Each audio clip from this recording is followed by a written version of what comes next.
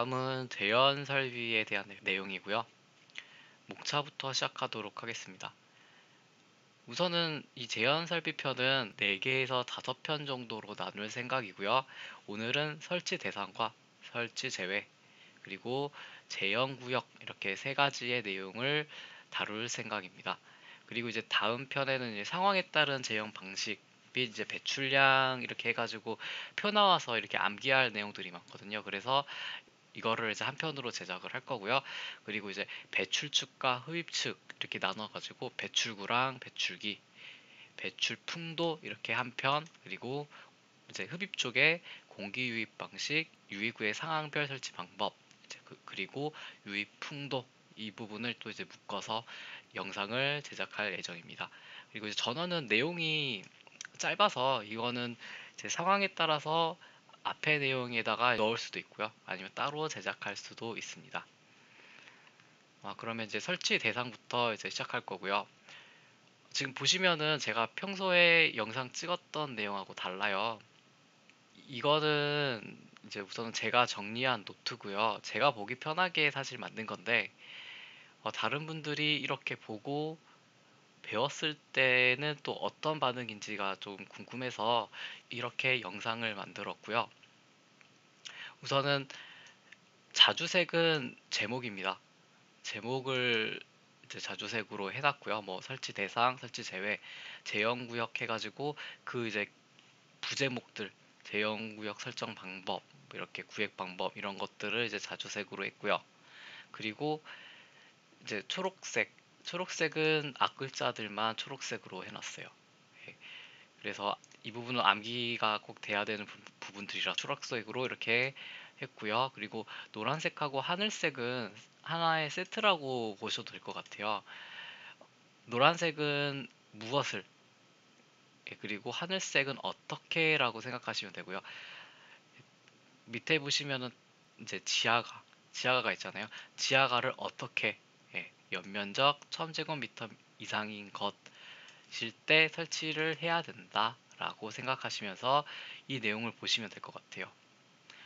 그러면 이제 설치 대상부터 시작하도록 하겠습니다. 이제 설치 대상의 앞글자 시, 문근지, 터특 이렇게 했고요.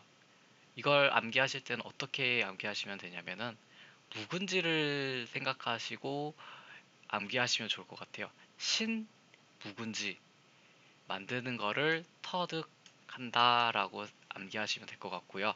그래서 시, 문근지, 터특 암기하시고요. 시는 또 여기서 또 앞글자가 있습니다.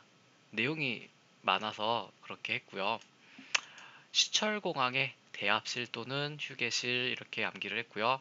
시는 시외버스 정류장, 철은 철도랑 도시철도, 그리고 공은 공항, 그리고 항은 항만의 대합실 또는 휴게실로서 지하층 또는 무창층의 바닥 면적이 1000제곱미터 이상인 것일 때 설치 대상입니다. 여기에서 이제 짚고 넘어가야 될 게 두 가지가 또 있어요. 지하층 또는 무창층. 재현 설비는 설치하는 곳이 환기가 되지 않는 그런 장소에 설치가 된다고 생각하시면 됩니다. 지하층 또는 무창층, 그리고 밑에 보시면은 영화 상영관 또는 무대부, 이제 좀 밀폐된 장소죠. 그리고 밑에도 지하층이나 무창층, 이렇게 지하가 또 터널 이런 게 다 이제 환기가 되지 않는 그런 장소죠. 이제 그런 장소들을 생각하시면서 암기를 하시면 될 것 같고요. 그리고 바닥 면적이 1000제곱미터 이상, 보통이 1000제곱미터 이상에 설치가 된다고 생각하시면 될 것 같아요. 물론 이제 예외도 있죠. 이제 바닥 면적이 200이랑 이제 수용 인원이 100명일 때인 경우도 있는데, 밑에 보시면은 또 바닥 면적이 합계가 1000제곱, 또 밑에도 이제 1000제곱 이렇게 되어 있습니다. 이렇게 된 걸 알고 내용을 보시면은 좀 더 이 구조가 눈에 또 들어오실 거예요. 그러면은 문부터 다시 할게요. 문은 문종훈 씨입니다. 또 문종훈 씨는 잊을만 하면 가끔씩 나오죠. 문종훈 무의상인, 문종훈 무일상인이라고 암기를 했고요. 문은 문화집회시설, 종은 종교, 훈은 운동, 의 부대부로서 바닥 면적이 200제곱미터 이상일 때 또는 영화 상영관으로서 수용 인원이 100명 이상일 때 설치 대상이고요. 그리고 그는 금판 운승 노이창이, 이거는 뭐 별 뜻 없이 우선은 이렇게 썼고요. 그는 근린 생활시설, 파는 판매시설, 우는 운수시설, 숙은 숙박시설, 노는 노유자시설, 의는 의료시설, 그리고 창은 창고, 그리고 위는 위락시설, 이렇게 생각하시면 되고요. 여기서 창고가 물류터미널만 해당된다는 것도 알고 계셔야 되고요. 그리고 여기가 지하층이고 무창층일 때 사용되는 바닥 면적의 합계가 1000제곱미터 이상인 층에 설치가 됩니다. 그리고 지하가도 연면적이 1000제곱미터 이상일 때, 그리고 터널은 예상교통량, 경사도 등 터널의 특성을 고려하여 행정안전무용으로 정하는 터널에는 설치가 됩니다. 그리고 6번은 이제 특피로 이제 501A번의 이제 설치 대상이라고 생각하시면 됩니다. 이제 특별 피난계단 또는 비상용 승강기의 승강장에 설치가 된다라고 생각하시면 되고요. 이때 이제 갑복도형 아파트는 제외된다는 것도 알고 계셔야 됩니다. 이제 설치 제외. 설치 제외는 기존공한 창수기가 호텔 및 휴양 콘도미엄에 발화하는 것을 주목했습니다. 그렇게 암기를 하면 될 것 같고요. 먼저 숙부터 내용을 좀 정리를 해야 돼요. 숙에 관한 내용으로 이제 가로 넣어서 정리를 한 거고요. 이제 발화 주목은 발은 발코니, 화는 화장실, 주는 주차장, 목은 목욕실이라고 생각하시면 됩니다. 를 설치한 숙박시설, 숙이죠. 숙박시설에 이제 이 숙은 호텔과 휴양 콘도미엄의 하나고요. 의 객실과 사람이 상주하지 아니하는 기전공 창숙입니다. 기는 이제 기계실, 전은 전기실, 공은 공조실, 창은 창고인데 50제곱미터 미만의 창고입니다. 등으로 사용되는 부분에 대하여는 제외를 할 수가 있다라는 말입니다. 그리고 이제 제형구역, 제형구역은 크게 세 가지로 나뉘어 있습니다.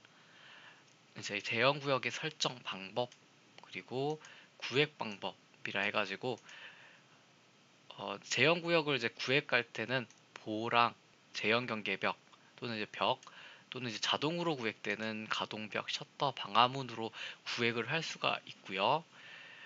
이제 이걸로 설치를 할 때 거기에 대한 재질, 뭐 폭, 수직거리, 이제 기타 설치 방법들에 대해서 이렇게 정리가 되어 있다고 생각하시면 됩니다. 그리고 이제 가동벽의 작동 방법이라 해가지고 벽 같은 경우에는 고정돼서 설치가 되어 있잖아요. 그런데 가동벽은 화재가 났을 때 동작을 해서 벽이 쳐지는 거기 때문에 언제 동작을 할 수가 있는지에 대해서 이제 정리를 해 놓은 거예요. 그래서 이렇게 세 가지 내용이 있다는 것부터 알고 계시면 될 것 같고요. 우선은 제형구역 설정 방법. 이제 앞글자는 상층면 직통, 상층면 직통이라 암기했고요. 상은 상호제연, 그리고 층은 이제 층, 면은 면적, 직은 직경, 그리고 통은 통로에 대한 내용이고요. 이제 상호제연에 대한 내용은 거실과 통로는 상호제연은 구획할 것이라는 말이에요. 거실하고 이제 통로는 따로 제연 구역이 되어야 된다라는 말이고요. 이제 층은 하나의 제연 구역은 2개 이상에 미치지 아니하도록 할 것. 2개 이상에 미치면 안 됩니다. 그리고 층의 구분이 불분명한 부분은 그 부분을 다른 부분과 별도로 재형 구획하여야 한다라고 되어 있는데 이거는 에스컬레이터를 생각하시면 됩니다. 이제 그리고 면적은 하나의 제형 구역의 면적은 1000제곱미터 이내로 설치가 되어야 되고요. 그리고 직경은 하나의 제형 구역은 직경 60m 원 내에 들어갈 수 있어야 됩니다. 그리고 통로에 대한 내용은 통로상의 제한구역은 보행 중심선의 길이가 60m를 초과하지 아니하여야 됩니다. 이런 모양이라고 생각하시면 됩니다. 우선은 상측면 직통이죠. 상호 제한이라고 써져 있는 이 부분을 이제 복도라고 생각하시고요. 그 위에 두 부분을 이제 거실이라고 생각했을 때 그 두 부분은 상호 재현이 되어야 됩니다. 복도 따로 거실 따로 재현 구역이 따로 설정이 되어야 된다라는 말이고요. 그리고 층은 두 개 층에 미치면 안 됩니다. 예, 한 층에 하나씩 재현 구역을 설정을 해야 되고요. 그리고 면은 면적인데 하나의 재현 구역은 1000제곱미터 이내고요. 그리고 직경 이 거실을 봤을 때 거실에 이제 원을 이제 그려보는 거죠. 그 원을 그렸을 때 그 직경 60m 안에 전체가 들어와야 된다라고 보면 됩니다. 그럴 때 하나의 제형 구역으로 설정이 가능한 거고요. 그리고 통로도 보행 중심선을 기준으로 봤을 때 60m를 초과하지 아니하여야 됩니다. 그렇게 보시면 되고요. 그리고 다음 이제 구획 방법이죠. 이런 이제 보호 제한 경계벽 벽 뭐 이런 것들이 있는데 이거를 이제 설치를 했을 때 어떻게 설치를 해야 되는지에 대한 내용이고요. 이제 재질은 어떻게 설치를 해야 되는지 또는 폭이나 수직거리 그런 것들을 어떻게 설치해야 되는지에 대한 내용이고요. 이거 하기 전에 이걸 먼저 봐야겠네요. 이게 재현 경계라고 생각했을 때 천장에서 이 재현 경계의 하단까지의 길이를 폭이라고 생각하시면 되고요. 그리고 바닥에서 재현 경계의 하단까지의 거리를 수직거리라고 생각하시고 내용을 보시면 됩니다. 그럼 이 내용을 한번 볼게요. 우선은 재질에 대한 내용. 재질은 내화 재료, 불연 재료 또는 성능에 인정받는 것으로 설치를 해야 되고요. 그리고 화재 시 쉽게 변형되지 않고 파괴되지 않고 그리고 연기가 누설되지 않는 기밀성 있는 재료로 해야 된다라고 되어 있습니다. 그러니까 잘 타지 않고 그리고 변형되지 않고 누설되지 않는 그런 재질로 설치를 해야 된다라고 생각하시고 내용 보시면 되고요. 그리고 폭은 0.6m 이상 그리고 수직거리는 2m 이내 여기서 2m라는 내용도 중요한데요. 뒤에 이제 내용 중에 이제 2m가 기준인 내용들이 좀 많이 있어요. 이 2m가 기준이 된 이유가 수직거리가 2m 이내에 설치가 되어 있을 때는 이거는 벽이 설치되어 있다고 봐요. 그래서 뒤에 다만 구조상 불가피한 경우 2m를 초과할 수 있다라는 말이 있잖아요. 그래서 2m를 초과하였을 때 다른 법들이 있어요. 그래서 표로 정리를 해서 뭐 2에서 2.5, 2.5에서 3m 뭐 이런 식으로 기준이 표로 해서 나뉘는 기준들이 뒤에 나오거든요. 그래서 수직거리 2m 내용도 중요하다는 거 알고 보시면 되고요. 그리고 이제 기타 제형 경계벽에 대한 내용. 제형 경계벽은 배연 시 기류에 따라 그 하단이 쉽게 흔들리지 아니하고 흔들리면은 연기가 넘어갈 우려가 있죠. 그래서 흔들리면 안 되고요. 가동식의 경우에는 급속히 하강하여 인명의 위해를 주지 아니하는 구조일건. 빨리 떨어져 버리면은 머리 부딪혀서 다칠 위험이 있잖아요. 그래서 이런 기준이 나온 거고요.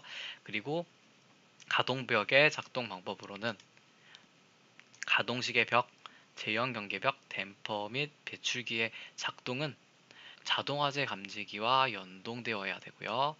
그리고 예상 제형 구역 및 제어반에서 수동으로 기동이 되어야 됩니다.